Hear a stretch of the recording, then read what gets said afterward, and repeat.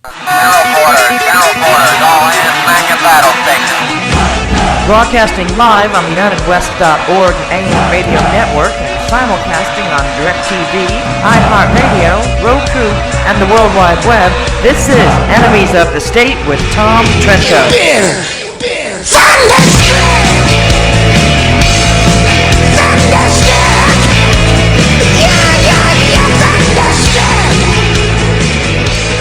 Wow, on the 15th, tax day here, April 15, 2015. Hope you all pay your taxes. Obama can, how come I'm not hearing anything, can redistribute, can redistribute your money to Everything people. is fine, Tom. I don't know why you don't have your mic earplugs plugged in. First day back, all those little glitches. In fact, all of us are not even really all back yet from the most recent excursion in Washington, D.C., and today we're going to kind of reflect upon what we've been doing for the past 3 days in Washington, D.C. at Muslim Brotherhood Advocacy Day, which was Monday the 13th, and on 14th it was Jew Hate Advocacy Day on the 14th, otherwise known as Palestine Advocacy Day. Not much difference between the two, as we will show you. But man, we're exhausted. It was a lot of traveling. As you know, we were in Israel for almost 3 weeks, came back for a couple of days, loaded up, reloaded, went up to Washington, D.C., and had to walk miles and miles and miles through all the various congressional and senatorial office buildings on Capitol Hill if you want a good workout. No congressman should ever, they take the trolley and they take cabs. Yeah. A lot of walking up there. Tom Trento, your host today, the 15th April. Just pay your taxes. Taxes are a good thing. We need to fund certain portions of the government. Nothing wrong with that. It's when the tax base gets a little too high that we shift from a productive to a consumptive society. People consume more than they produce, and the taxpayers have a greater burden to keep the consumers consuming while the producers say, what am I doing this for? Exactly. We'll save that for another show. We have a very good involved with called Unfair Story about the IRS.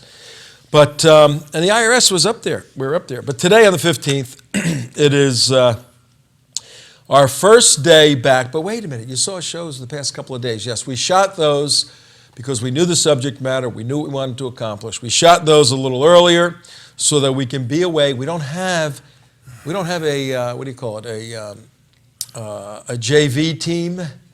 No, Tom. We only have one V team. We got one team. Yeah. That's all we have. But we do have our narrator here with us today. That's pretty good. The narrator of the opening is blessing us with her presence. You want to say hello, narrator, or not? Say hello. It's up to you, narrator. Say hello.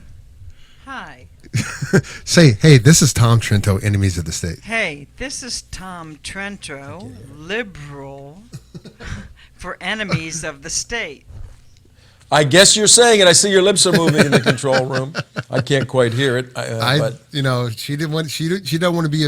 I didn't show her face or anything. No, we're not going to show her face. We don't need to do that to anybody. Show their No, we faces. don't. No, we don't. But good to be here. Good to be back. Now she wants to show her face. No, we did a 5-part series entitled, if you can give me a little more volume, I could hear what I'm doing. Actually, I think your mic's not quite One, two. Tom, you're fine. You're One, right. two. Tom, quit doing that. You're fine. I can't hear myself. That's on your end. It's on a plug. It's on a plug-in on your end. All right. We did a 5-part series starting last week, and the 5-part series was entitled Terrorists Lobby Capitol Hill. Actually, Terrorist Lobby 114th Congress. As you know, the new Congress was elected in November 2014 when the House turns over every 2 years, the Senate every 25 years, it looks like, but it's actually every 2 years, but each person is in for 6 years. The idea being that they're supposed to be a little wiser, a little more serene, a little more contemplative than the fiery citizen legislators that come up from their farms for 2 years and then go back 25 years later, with $200,000 of guaranteed money each year and all kinds of benefits. We need term limits in the United States Congress, just like we do in the executive office. What's so difficult about that? That's not hard to figure out. Yeah, but when you have members from the Muslim Brotherhood side coming up and preaching one God, one vision, one voice to a freshman congressman, they're totally clueless up there. They have no idea who they're being attacked by, who they're being infiltrated by. One God, one vision, one voice, one vision, one whatever. Yeah, well, one God. Explain it. One God is Allah. One vision is the Muslim Brotherhood. One voice is the Muslim Brotherhood. There you go. That's it. Simple. Yeah, when you put it into correct context, it actually does make sense. And so they're not lying. They're actually telling you the truth. Now, my first day back here in the studio in about a week, my never give up sign is kind of not staying up well. The piece of tape holding it isn't working too well. But we do thank our friends in Israel that sought us out and gave us that. We like that quite a bit. We're going to put it in our downstairs studio. Yes, folks, we have 2 studios. This is our virtual studio where we have these kinds of elements behind me and around me, the Great Wall of the West, which I'm not going to today. Then downstairs we have a different kind of man cave studio for other elements of our work that isn't totally furnished yet, so we won't burden you with that. But what we want to do today is reflect on the past few days.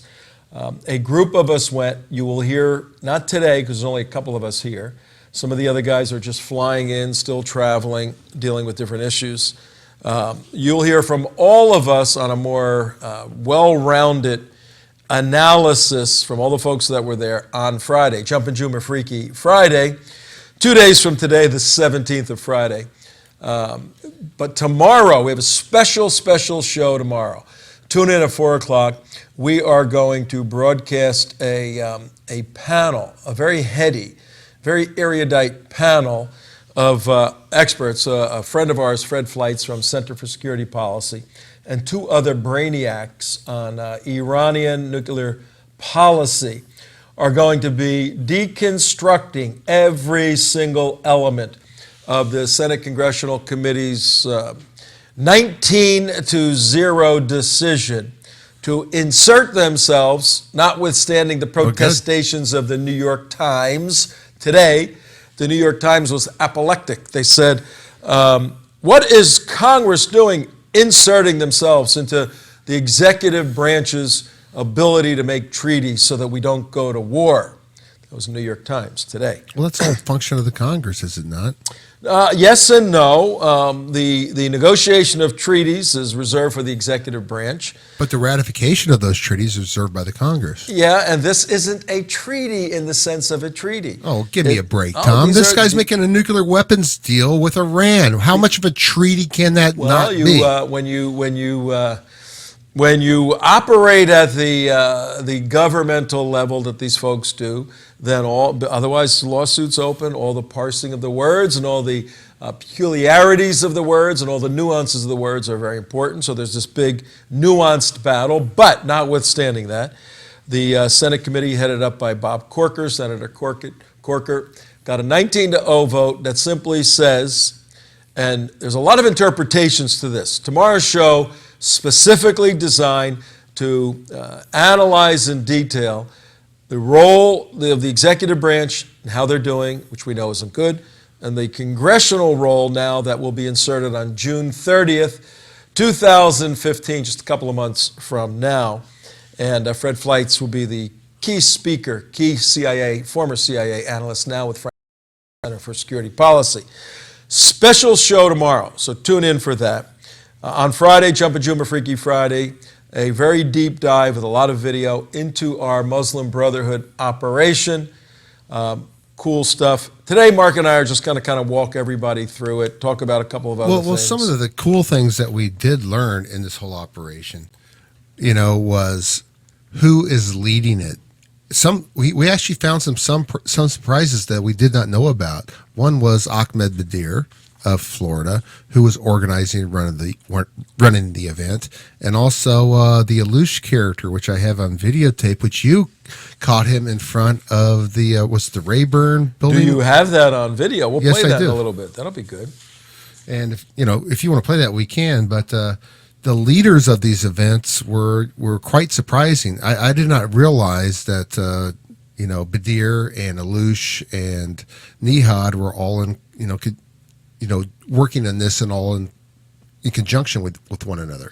Yeah, well, no, we've discussed that, these brothers work together, but to the degree, I think it's a degree issue, to the degree that we saw how they functioned together, they really gave away their internal workings. Oh, yeah, they did. Quite a bit from what we saw publicly, and then how we have means of getting other kind of stuff to figure this out. But going back at 15 minutes after now to bring our new viewers, new listeners into what we're talking about. Starting about 6 years ago in 2009, our organization, it was then called the Florida Security Council. We had an organization simply dedicated to doing counterterrorism research and education in the state of Florida for exclusively Floridians. In that Florida was a launching pad for 9/11. You can go anywhere, and this whole state was used by many of the perpetrators, the criminals, the just destructively evil individuals of 9/11. Use this state. We decided to raise the bar on analyzing, identifying, and dealing with Islamic terrorism. And we started that in 2006. In 2009, the Muslim Brotherhood launched Muslim Capital Day in Tallahassee. First time ever in the United States of America.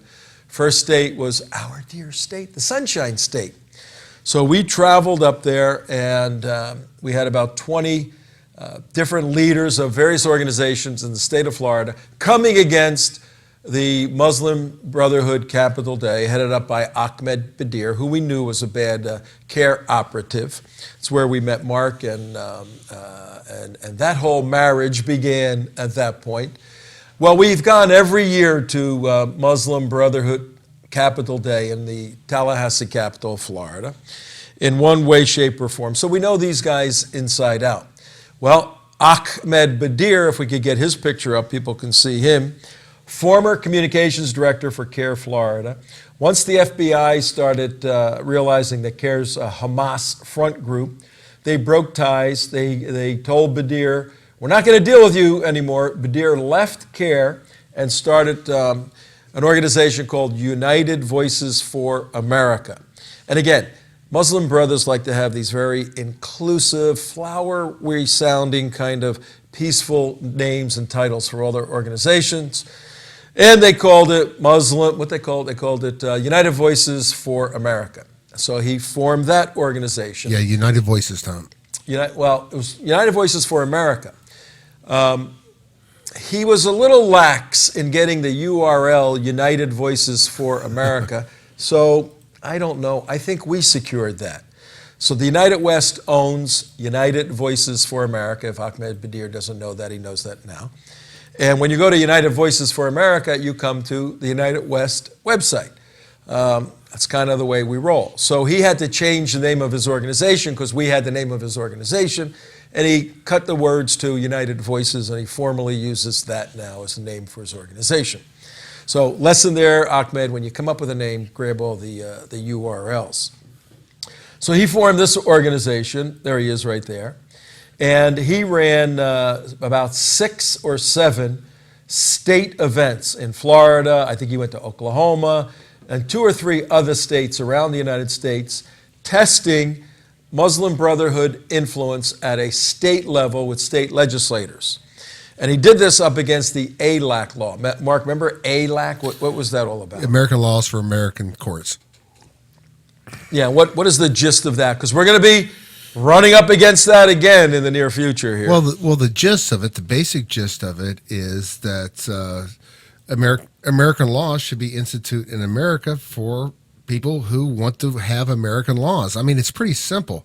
American laws for American courts. So if you're going to have a court trial, it has to be adjudicated by American laws. I don't know how much more simple that can get. And the reason why that had to be clarified or even addressed is because the Norwegians were trying to interject Norwegian law into the state of Florida. And the Baha'is, they really wanted to get... And Mormons too. They wanted to get their judicial principles as part of Floridian contextual jurisprudence. The Baha'is did. They wanted everybody to have to wear flowery garments. No, actually, the Islamic community wanted to get their view of law, the Sharia law, insinuated in some capacity, and usually these things start out in a very innocuous way. They start out with family law issues, and then the next thing you know, you're getting your head chopped off and it's rolling down the street with a little Sharia flag on it. So many people said we've got to stop the Sharia from being insinuated, good term to understand, insinuated into state law. And Oklahoma tried some years back and said no Sharia, mamma mia.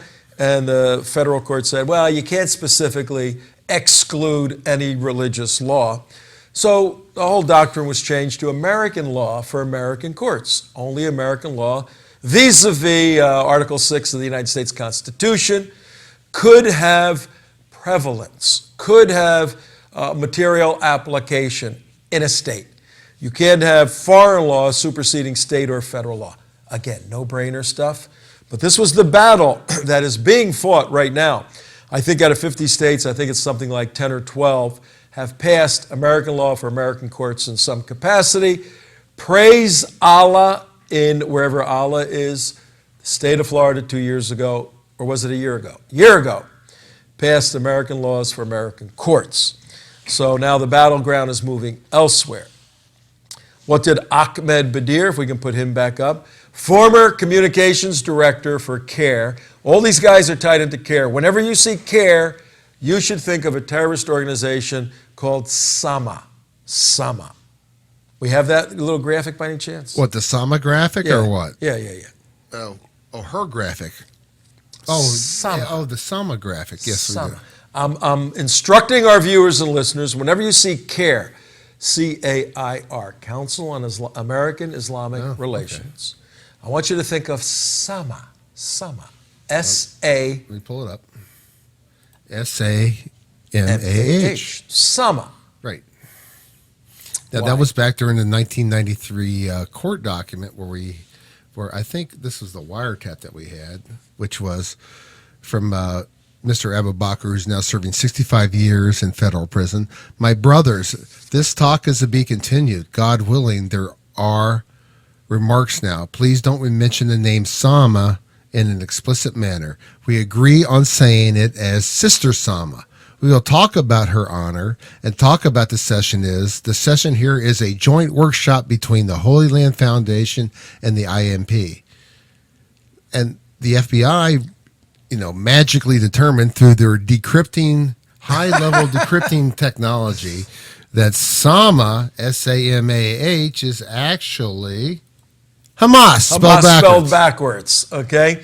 Very important to understand this, folks. In 1993, as Mark just explained, this meeting in Philadelphia, a bunch of the same guys that are involved in this past effort of Muslim Brotherhood influence in the United States Capitol were in this meeting in Philadelphia, and they were planning to start a new organization that would be a front group for the Hamas. So the code word they used, they told each other the code word. Now, they didn't know they were being wiretapped, but they told each other that the code word for Hamas is Sama, Sister Sama. Hamas spelled backwards. So then within a year after this meeting, several of these individuals in this meeting started an organization called CARE, Council on American Islamic Relations. And we knew, starting back in 1994 when CARE started, that CARE was an obvious front group for the Hamas, a designated terrorist organization. A couple of years later, when CARE first started, Hamas was a terrorist organization, no question. Israel saw that, the Middle East saw that. They simply had not been designated in the United States until a few years later. I think it was Clinton that designated Hamas as a foreign terrorist organization. Well, the whole reason Clinton came out with a designation of a foreign terrorist organization was because of Hamas, was because of Musa Abu Marzouk, who they had in prison. They couldn't hold him on anything because he had not committed any acts of terrorism, but he was funding Hamas. So he created the foreign terrorist organization designation because of Musa Abu Marzouk, who founded this little organization, which we call CARE. And all the people around him, and this was the meeting that the FBI wiretapped and said that all these people were here, and all of these people who were, Ashkar serving 11 years, Alba Baker serving 65 years, 20 years, 65 years, all people here surrounding, our boy Nihad Awad, who was there on Muslim Capital Day not too long, just yesterday, 2 days ago. All these people are surrounding him from, they're Muslim Brotherhood dirtbags. And yeah, we're making the connection right now. And this is a very important connection to make. To the 2 days we just spent on Capitol Hill, running around Congress, chasing these guys down, trying to talk to them, trying to expose them. We're making the connection that this didn't just pop out of thin air. There's 20-something years, 93 to now is what, 21 years, 22 years? At least 22 years of continual Muslim Brotherhood activity throughout the United States, culminating now in the pinnacle of this event in the United States Capitol Monday and Tuesday. And in the middle of it, if you can throw that last graphic back up, Mark, Nihad Awad, who's smiling and looking off into left field over there, he has managed to elude not unindicted status, because his organization CARE is unindicted. They're co-conspirators in federal terrorism crimes. But he himself has what's the word I'm looking for? He's been able to avoid going to jail like all his friends have. Exactly. Now, some people in the know on the other side that we deal with, some people say, well, what do you think? Why do you think Nihad's not pinched like these other guys? Come on, common sense, Tom. I go, what are you talking about? The guy's flipped. The guy is a double agent. He's working really for the United States government. I don't know if I believe that, Tom. I know. I don't know if I believe that. But one thing I do know is that. But I mean, people say that, but I don't believe it. I don't believe it. Is one of the things I do know is that these guys are going to go down for some serious time one day. So all the people around Nihad and everybody else, it's kind of like being a drug dealer, Tom. Every drug dealer, whenever he starts facing jail time, is going to start singing. So even though Nihad and all his cohorts are all organizing these rallies up in Washington, D.C., with Alouche and everybody else like that, and, to the lowest subordinates, I mean, you guys are going to start facing some jail time. Bye. They're all going down sooner or later. And one day you guys are going to look for some friends, And let's show our viewers and listeners 28 minutes after 4 o'clock on the 15th. Tom Trento, your host, WSBR Radio, WSBR. We broadcast a radio show out of Boca Raton, Florida, every single day. 4 o'clock, we're on the air, 4 to 5 East Coast time. But we actually produce a television show. We're going to be a little light on graphics because we're a little light on producers right now. We're all not back in the office. But we're also on 1010 WFHS, WFHS, high frequency. Yeah. One of these days you're going to get that right. You know what? I have it written down somewhere. It's only been like a year. Okay, it really has. Pilot in custody after landing on the White House lawn. Not too bad. Yeah. Not too bad. Maybe we can pull that up on the news and show the folks a little bit of what's going on with that. That would be pretty cool. Could we do that at some point? No, we can't. We can't do that. No, we can't. But if we had donations, if we had more people to do that, we had donations and a couple more people helping us, we can do all these different things. But at 29 minutes after, we want to show you a couple of the folks we ran into. And we've shot a tremendous amount of video. We're going to be producing little packages, 3, 4, 5, 6-minute pieces. Some we'll send out independent. Some we'll do as part of our show on Friday, our wrap-up. But where do you want to go to, Mark, first? We got Mazen Mukhtar. Yeah, we have. You want to go to Mukhtar first, or we go to Alouche first? Whatever one you got queued up. They're both as bad as the other. So I know they're both Muslim Brotherhood. Tell me which one, and I'll set it up. All right, well, we'll do Mukhtar first. All right. when we put this operation together, and I'm going to give you a little inside look into how we work. And for those of you who like what we do and you're in a position to financially donate, we appreciate that. If you can't donate and you want to get involved somehow, you can contact Tom at the United West. We can get you involved. We need that. About 570-something days until 2016 election, critical election. We need warm bodies helping change public opinion so that we win pro-America, pro-Israel, pro-West president. That's what we're looking for, leaders who have a clear, confident understanding of who they are in the battle we're fighting against Islamic Jihad. If you want to get involved, give us a call, Tom at the United West, send a note.org. The way we operate when we do enemies of the state, we target various groups or entities. And this is ideological targeting. We're opposed to any sort of physical force or any kinetic activity here in the civilized law of the land country we live in. The kinetic stuff is for fighting these bad guys overseas, or if they attack us here, obviously. That's not our realm. We have law enforcement folks that do that. We fight smart activism. We fight with our heads. So we find a group and we take a look at Muslim Brotherhood Advocacy Day and we research and we kind of know these guys and we know their patterns and we have folks on the inside that give us information. We found out their the hotel many of them they were staying at, so we stayed at the same hotel. We do things That was like very providential, Tom, I do have to admit. Yes, this just was a coincidence that happened, that we wound up at their same hotel. We have our ways of doing this, but we want to confront them using our laws against their miserable house. I'm going to show you why we do that with this flyer in a second. So we have a particular philosophical approach to fighting the battle.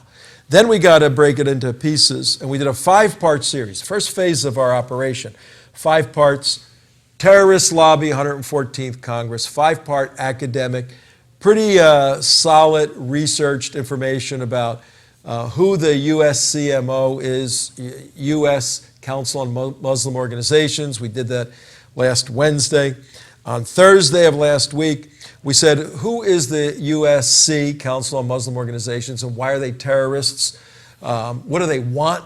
And we saw they wanted to change federal law to weaken it so that it would make our law enforcement infrastructure, make it harder for the law enforcement folks to catch Muslim terrorists.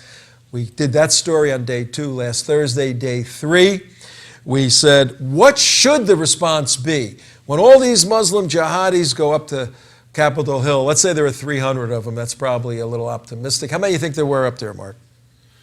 Oh, I would say probably 50 or 60, as far as total group-wise strength is concerned. That's it, really? Yeah. I thought there were a few more than that, but what do you maybe think? I thought maybe 100.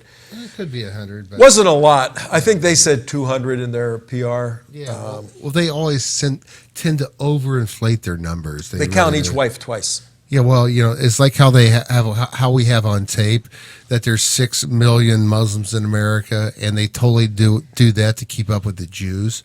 Is there's maybe less than 1 million or 1.2 at max, and they always inflate their numbers. They always seem to double or quadruple those numbers because nobody ever challenges them. No, we should bust that number out in the near future. And the Islamic Authority, who told us there's 2 million maybe, there's not 7 or 8 million. Right. But let's say there are 100. Let's give them a benefit of doubt, 200 of them. What we said in our third part of our 5-part series last Friday, third part, we said the way they ought to be greeted on Capitol Hill is not with smiles and diplomacy, but with the FBI, the DEA, Homeland Security, Capitol Police, saying you guys are under arrest for, and lay the case out that we lay out. Their enabling and involvement with Hamas and Hezbollah and Islamic State and other organizations. Many of them up there are so dirty it isn't funny. Now, is every little 20-year-old kid walking around, Muslim kid, a terrorist? Absolutely not, and that's ridiculous. But the Brotherhood leaders, they're the terrorists we're talking about, and they're leading many of these younger kids. And this is the flyer we passed out on Capitol Hill. Now, this is a very cool flyer. I have one here in my hand in living color. How come that one was a little, on that monitor? This monitor looks good. Yeah. All right. Here's phase 2 of our operation. This is 8.5 by 14. We make it a little bigger than normal so it sticks out. We make it a little billboardish, gaudy in a sense, not refined printing. Big, bold, in your face, danger, danger, danger, Will Robinson, danger, danger. Terrorist lobby, 114th Congress. We have faces, 3 Muslim terrorists, and then a Muslim Brotherhood enabler. He is Grover Norquist. We've spoken a lot about him on the show. Got a couple of little Muslim terrorist zones right here. And so this gets your attention. On the back, we list the main organization, United U.S. Council for Muslim Organizations. Then under it, Mark, if you could read the Muslim Brotherhood motto. This is so key, ladies and gentlemen.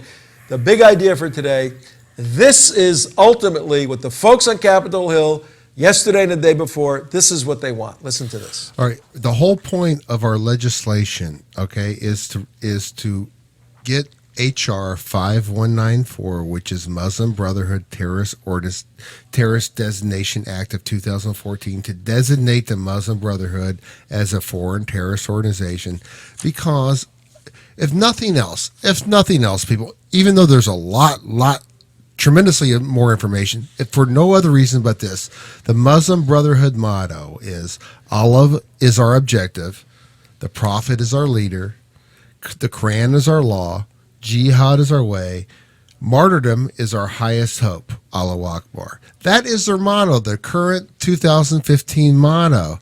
And if you look at the Muslim Brotherhood's U.S. objectives, they clearly state, and this is out of the memorandum, Tom, and can you read that memorandum for us? Let me see. The memorandum. Muslim Brotherhood U.S. objective. This comes out of the memorandum, which we distributed on the Hill. One of the salient sections says the civilizational process is a kind of grand jihad in eliminating and destroying Western civilization from within. Now, the civilization jihadist process. So the folks that were up there talking to all of your elected officials in your house, the People's House, U.S. Congress, their goal is jihad civilizationally. Our civilization, Islam, is better than Judeo-Christianity, they say. We're going to do jihad against you, but we're not going to go with guns and bullets in America. We're going to go right into your friggin' little capital. We're going to put nice suits on. We're going to smile. We're going to have pretty ladies with little hijabs on, real nice. We're going to carry little books. We're going to get a couple of puppet dummy congressmen to go with us. And we're going to start this process that'll take 10, 20 years, maybe sooner, to turn your house, they say, into destroy it from within, sabotaging your miserable U.S. Congress so that your U.S. is eliminated and Islam is made victorious over the United States of America. That's my paraphrase of their paragraph. That's what they were trying to do. And we're saying that the people who were there on Capitol Hill lobbying Congress are Muslim Brotherhood operatives. And we know it. Tom knows it. The rest of the world knows it. But apparently, CARE doesn't know it because they deny that there is even a Muslim Brotherhood in America. No, they don't. Yes, Mark. they do. They're Muslim brothers. How could they deny? Well, how could Mazen Mukhtar deny that there's a Muslim Brotherhood in America when he is one of the leading Muslim brothers in America? Well, here's how he does it, Tom. I mean, he does it in this way. He just says this. Watch this. Hi, guys. How you doing? How are you? You got a minute for a couple questions? It's a very, very nice day. Oh, we're wondering if you think there's a Muslim Brotherhood in the United States. Very, very nice day on Capitol Hill. Do you think there's a Muslim Brotherhood in America? It is a beautiful day on Capitol Hill today. Thank you very much, sir. All right. So that's a no or a yes? It is a beautiful day on Capitol Hill. All right. So the Muslim Brotherhood doesn't even exist. It's a nice day. It's a nice day in the neighborhood, Tom. And then you have. Well, do you want to go to the next clip? No. We gotta stay on this one. This is so very important, folks. when we're up there distributing this literature, up there meaning Capitol Hill, and if you have been up to Capitol Hill and ever lobbied up there or distributed literature, you know it's gigantic. You got the U.S. Capitol, then around it there's about 10 buildings that house the 435 members of the House and 100 senators, plus all their staff, plus all the committees and all the other nonsense that's up there, thousands of offices in about 10 buildings. And it isn't alphabetical where you just walk down here. It's catch as catch can. Who the heck knows how they wind up in these various offices? So when you go to visit these folks, you need a map and you need like roller skates or a Segway. So we started in at one particular building where we knew they were going to be starting, in the Rayburn building. And we would go in and have this piece of paper, fold it like this, put inside the Muslim Brotherhood memorandum. It's about a 50-page booklet, and this stuck out, danger.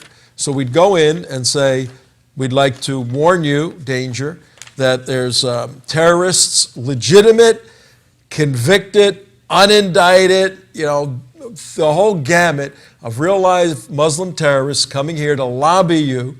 They want ultimately to change federal law to weaken our laws so it's harder to catch Muslim terrorists. We're warning you in advance. This is who these folks are. We leave this piece of paper. We leave this. We link to our website. We had all the documentation of what we were saying. And we had the booklet. That's phase 2 of our 3-part operation. Phase 1, the 5-part series. Phase 2, this. Phase 3 is let's go talk to these guys ourselves. So we have ways of knowing where they're going to be. And we knew where Mazen Mukhtar was. Mark, you got a little brief bio on Mazen Mukhtar, the first Muslim brother that we approach up on Capitol Hill. This was in the Hart Senatorial building. Yeah, go ahead and explain it to us, Tom, because I have to pull it up here. Well, Mazen Mukhtar, I think we have a little bit of stuff right here. On our website, theunitedwest.org, we have a whole section on him. He's the executive director of Mass Muslim American Society, Brotherhood organization. We all know that. That's known publicly, public information. He's called the godfather of internet jihad for the Taliban and for Al-Qaeda. So he organized various websites and an infrastructure in the internet that assisted Al-Qaeda and the Taliban. And in early 2000s, he was arrested and put in jail by Chris Christie, the present governor of New Jersey, who back then was a U.S. prosecutor. And Christie, who has a lot of Muslim Brotherhood friends, but not this guy, arrested him, put him in jail, whole host of charges. The charges got narrowed down to tax evasion. And then ultimately, you know what happened ultimately, Mark? He went free. He went free. The U.S. Department of Justice looked at his case after he was detained for quite a while and said, you know what, there's nothing really here, we're going to let him go. So one of two situations there. Either really there's only one situation. And the one situation, a possible situation, is that this guy gave up information. This is what happens when if you're the godfather of the internet jihad, you're not carrying an AK-47. You're working in a nice cushy office. You got air conditioning. You're eating he's eating 10 square meals a day. He's a little hefty there, Mr. Mukhtar. So he's not your front line. He doesn't have calluses on his hands. So when he started getting waterboarded by the Department of Justice, and they would never do that here in the United States, but when he was getting interrogated, he probably gave up so much that they cut a deal with him and said either you can go free, or if they were smart, they said you can go free if you help us out. So he may be working for the other side. We don't know, but it's very, very, very curious. They had all these charges, and then one day they said, we don't see anything with this case anymore. In any event, he went on and is involved in one of the head guys in the USCMO, United States Council on Muslim Organizations, which is the organizing entity of this Brotherhood event Yeah, the guy on Monday the far and left. Tuesday. There's the four of the guys, and Mukhtar, Mazen Mukhtar is on the left of your screen right now. He's one of the organizers. He's executive director of the Muslim American Society. So Right now, executive director of the Muslim American Society, and he's one of the board of directors of the U.S. Council on Muslim Organizations. And John Guandolo, our dear friend, former FBI agent, has been all over the news lately saying, look, the USCMO is a front for the Hamas. Every single person is Hamas. And when he puts pictures up like that, can you show all four of the board of directors? yes, I can. When a picture like this goes up, John Guandolo challenges the audience, and he does it in a very unique way. He says, okay, see those four guys there? Tell me which one is not Hamas. Well, actually, I'm going to correct you, Tom.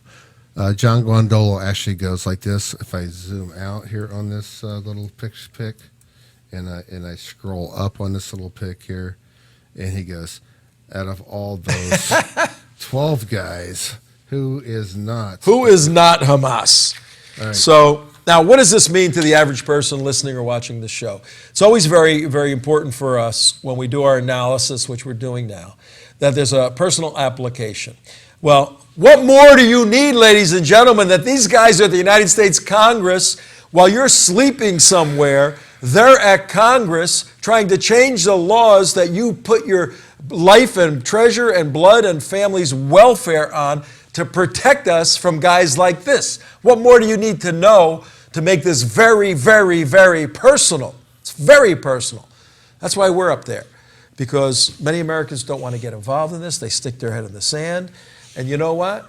When you do that, you create a vacuum, and these Yes, you sensors do. will fill the vacuum before you know what happens. But what's even more amazing, that they keep talking this, this nonsense, this BS. Even Suhail Khan, even every Islamic leader, they keep coming out and trying to sell this idiocy that there is no Muslim Brotherhood in the United States.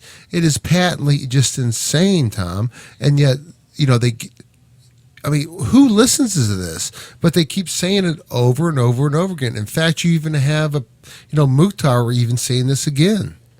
Yeah, absolutely. And what happened that was very, very interesting.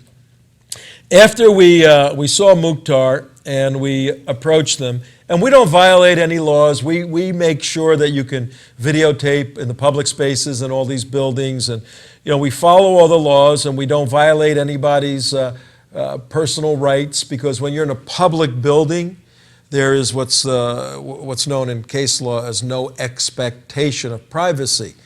You can't go stand on a street corner screaming and yelling, and that the world is going to end, the sky is falling, and then somebody comes and videotapes you and say, hey, you can't videotape me. There's no expectation of privacy if you're functioning publicly in a public space. These guys are functioning publicly in a public space.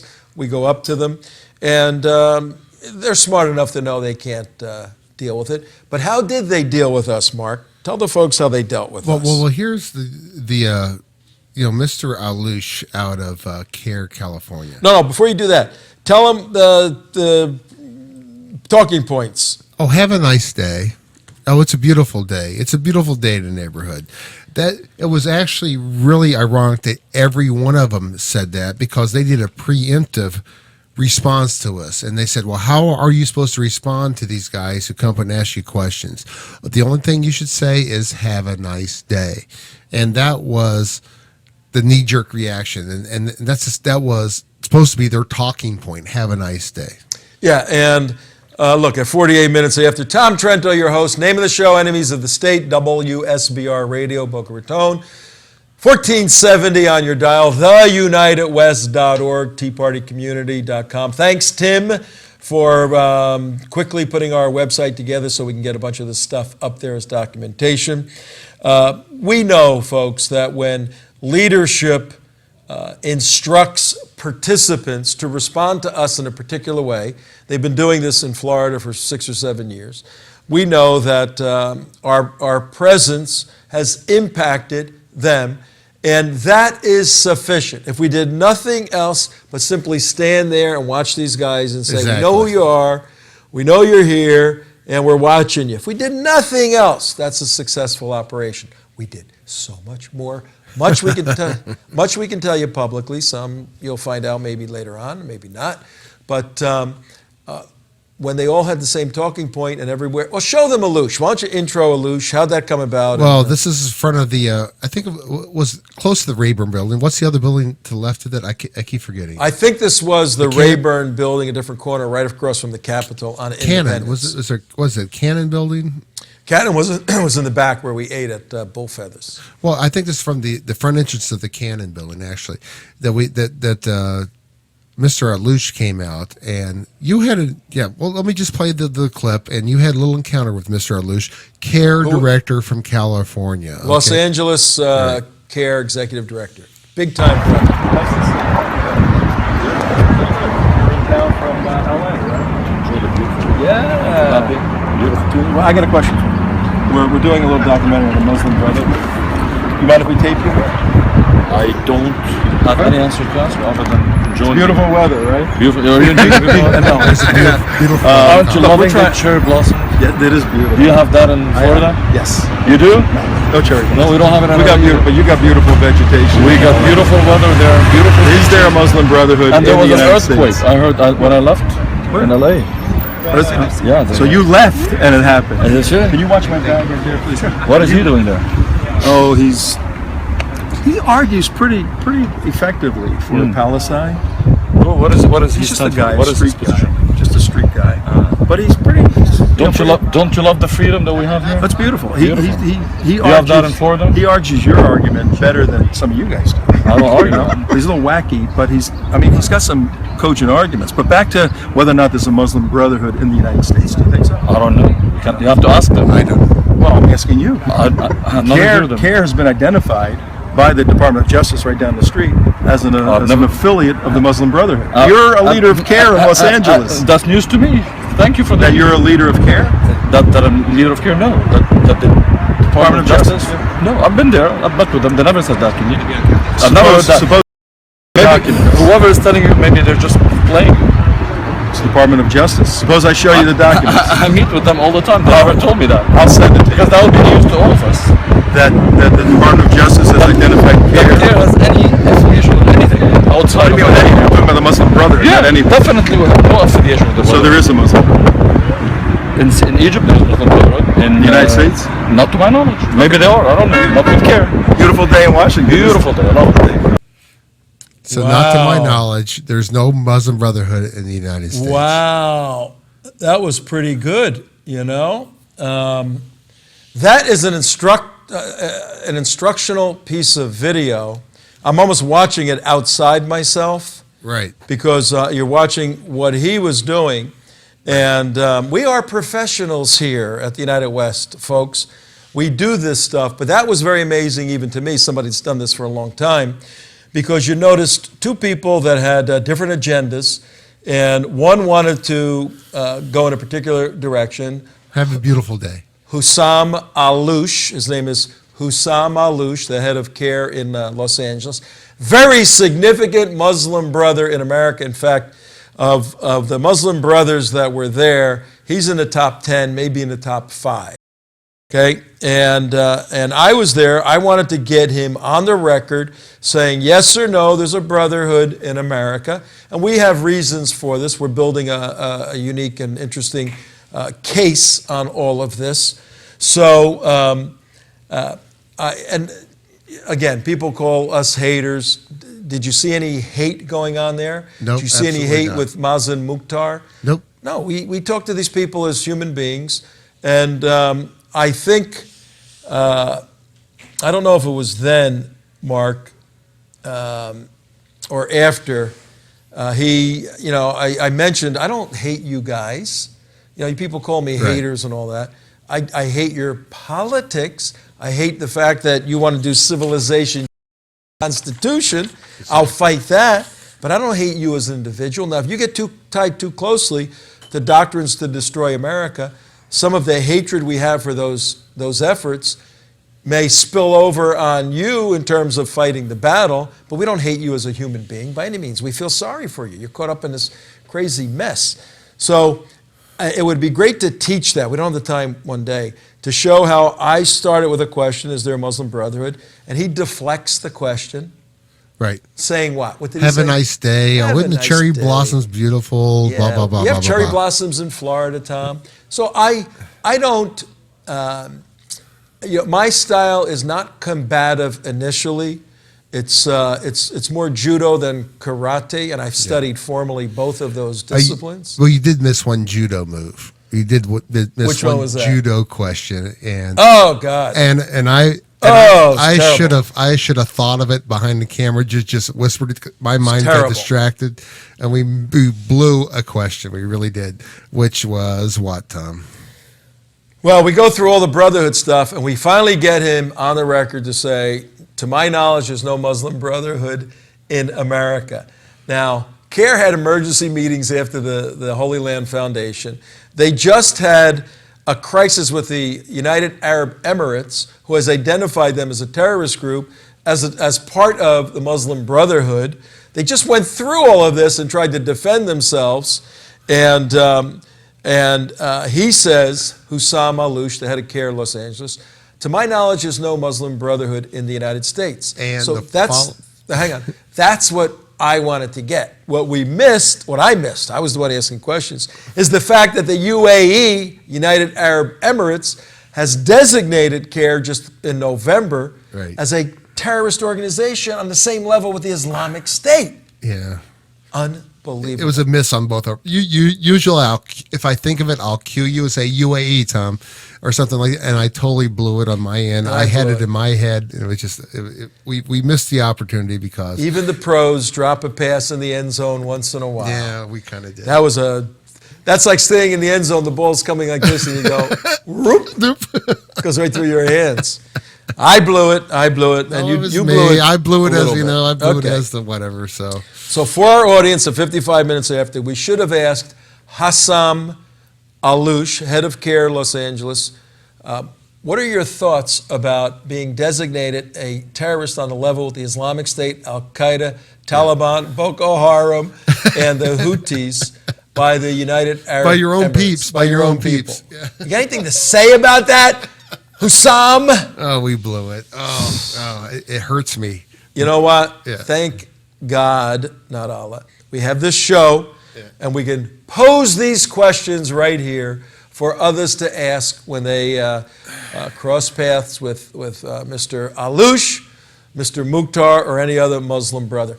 You know, Mark, we got a couple of minutes left. What struck you about those two very full, very active, very tiring days in Washington? Well, the thing that got me was that they're really a lot smaller than they actually portray themselves. You know, they make themselves look a lot bigger. And it's only, in essence, a couple of dozen or even less than a dozen. Let's give them the benefit of the doubt. Let's say it's 24. But they come across as representing Muslims, which they really, the whole Muslim world in America, are you kidding me? These little group of people represent you guys, Muslims? Are you kidding me? It's just, but everybody is silent and says no.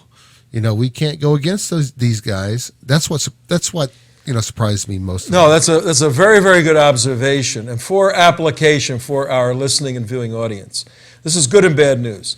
The Muslim Brotherhood in the United States is fairly well organized. These guys are organized. These are not camel jockeys that are Bedouins floating around. These are multiple degreed doctors, lawyers, engineers, professors, diplomats. These are very intelligent people, very distinguished people.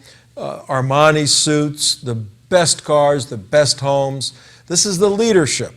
Now, the leadership is having a very difficult time getting entrenched brotherhood in the U.S. due to your work with us, supporting us and other organizations like Pamela Geller and Gaffney, Act for America, and all the various groups, Bare Naked Islam, Citizen Warrior, on and on and on and on. All the independent counter-jihad groups that have been fighting them, all who are considered Islamophobes, Bill Warner, we can go on and on and on.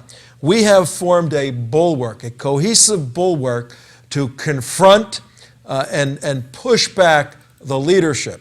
And we're doing great. We're doing extremely well, notwithstanding the fact that this administration is working for the other side.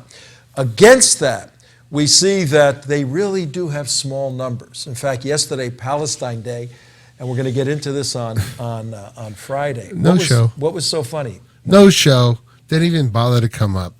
I Nothing. talked to some Muslims who are from, they're not Arab Muslims. I go, you going to Palestine Advocacy Hell Day? no, yeah. They're Hell going, no. hell no. We don't get involved in the Palestinian Israeli issue. I'm not getting in the middle of that thing.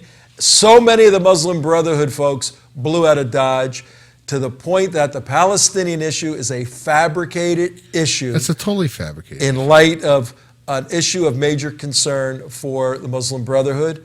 It isn't. It's a scam to keep pressure on Jews, because the Brotherhood hates Jews way more than they love the Palestinians, that's for sure. We'll see you tomorrow, Iran show, and then on Friday, a complete look, very inside look from all of us that were there on Muslim Brotherhood Capital Day. See you guys tomorrow.